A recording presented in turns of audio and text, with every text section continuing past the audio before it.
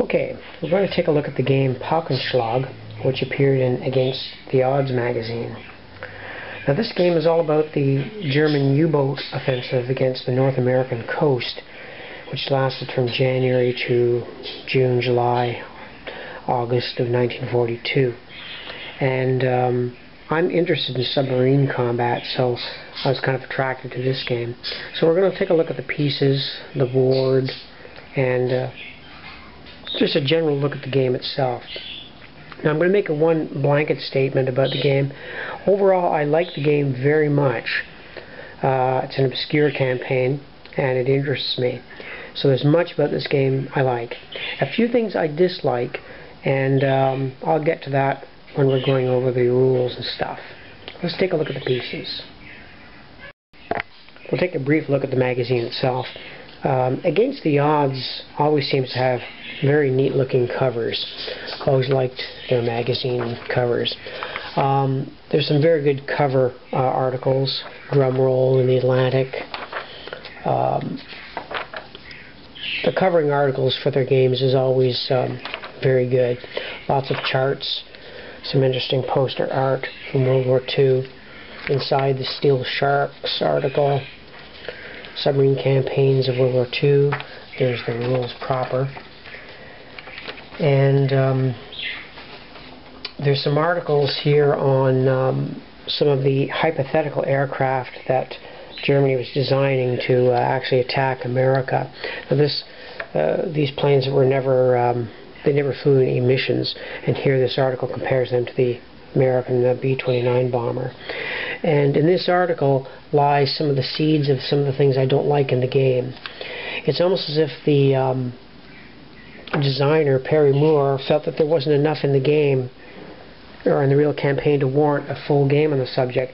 So he added a lot of these hypothetical aircraft in the order of battle. Now that's fine for a scenario or so. To me, they should have been added at the end, because when you're looking at the rules, and this is just a copy I've made because I like to yellow in stuff, you have to read about, let's say,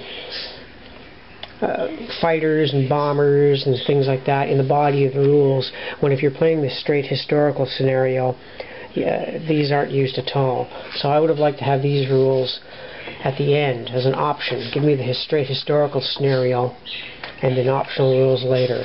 So I've kind of had to redo the rules just for my own thing, a shortened form. Of course, you don't have to do that. Just my own little personal quirk. I would have liked the straight historical scenario, would have been enough for me. But let's take a look at the map.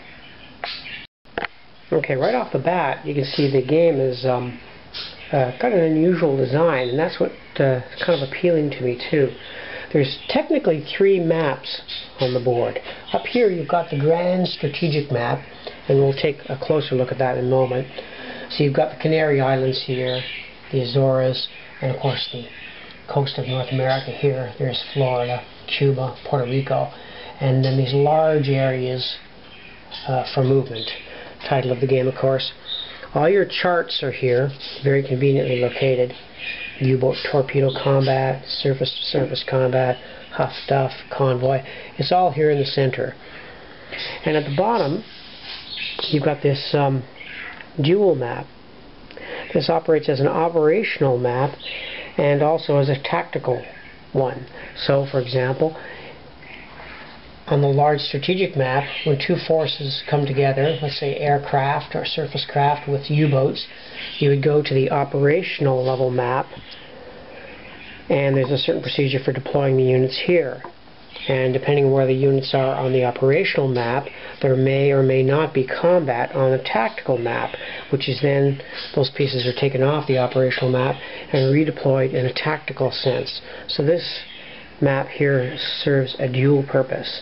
I thought it's a brilliant idea, and that's one of the things I like about this game a lot, the way he's married the strategic with the operational and the tactical. Let's just take a closer look at the map. Okay, there's nothing really remarkable about the strategic map. We'll just go across the ocean here.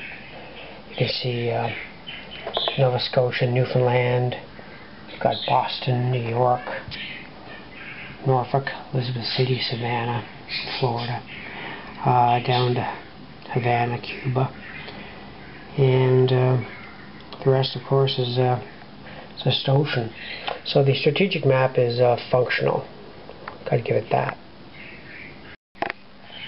As mentioned, there's the tables, clear, concise, and easily accessible. Okay, now the tactical map.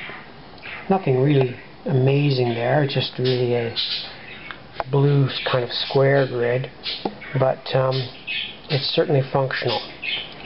We'll come to that in a moment. And there's your turn record. Each turn representing about 1 to 2 weeks. And now let's take a look at the counters. Okay, those are some typical units. Here's some air units, reconnaissance. There's a couple of U-boats. These are little depth charge counters, and that's, I think, yeah, that's used when a U-boat is spotted, mainly on the strategic map. And there's a typical convoy unit. Now there's a lot more markers in the game, of course. There's a whole bag of convoy units there, and you get a heck of a lot more U-boats too. Now, Operation Paukenschlag actually began against North America with only about 12 U-boats, so we're not talking about a lot of U-boats in the offensive. There were more than 12 used in the campaign, but for operational purposes only 12 or so could be on station at a time. 12 would be in transit. When those new units arrived off North America, the other 12 would be relieved, and so on. So you get more U-boats than are actually going to be able to be deployed against the coast of North America.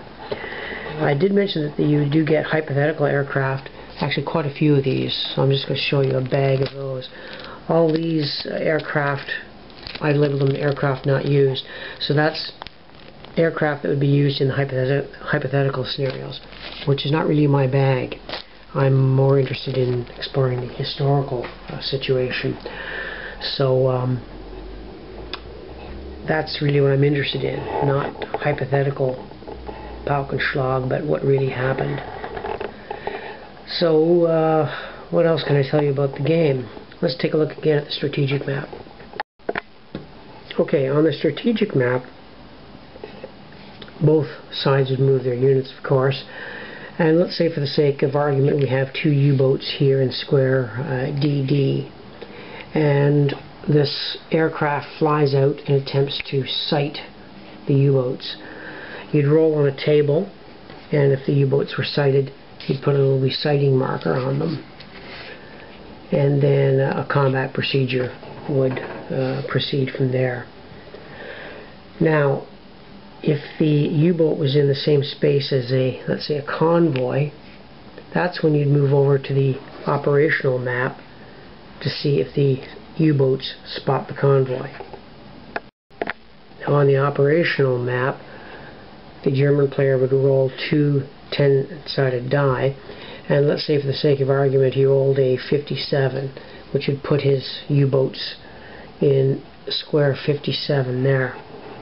And the convoy player would do the same. Let's say, for the sake of argument, he rolled 72, and you'd place the convoy as such. So this operational area is representing a zoomed-in view of the strategic area that we saw before.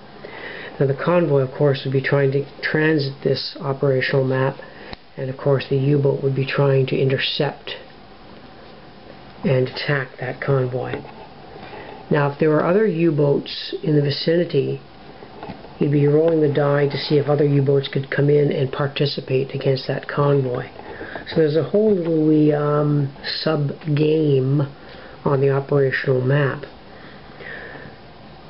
Now, if it came about that the convoy in moving ended up in the same square as the U-boat, then we go to the tactical battleboard procedure, which means that these vessels here would roll again on the rolling 2 10-sided die, rather. And let's say, for the sake of argument, the German rolled 46 and the convoy rolled 86. That would be their final tactical positions. And then on this scale, the U-boat would proceed to get within range of the convoy and try to torpedo it before it exits the board. So you can see the designer has married the strategic aspect of the operation to the operational with this map. And then he proceeds, once they've been got in the same square, to the tactical, where the U-boat actually does the attack on the convoy.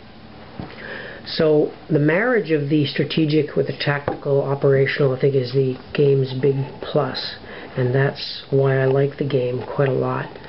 And I do like the fact that the tables and everything are in all in one convenient location. It's an easy game to play in that sense. So I'm not going to go through a play-by-play of this game. I think I might do that with a future video. Just wanted to introduce you to Paukenschlag because it is a fairly good game, and not much more to say about it. So that's Paukenschlag, designed by Perry Moore and from Against the Odds magazine.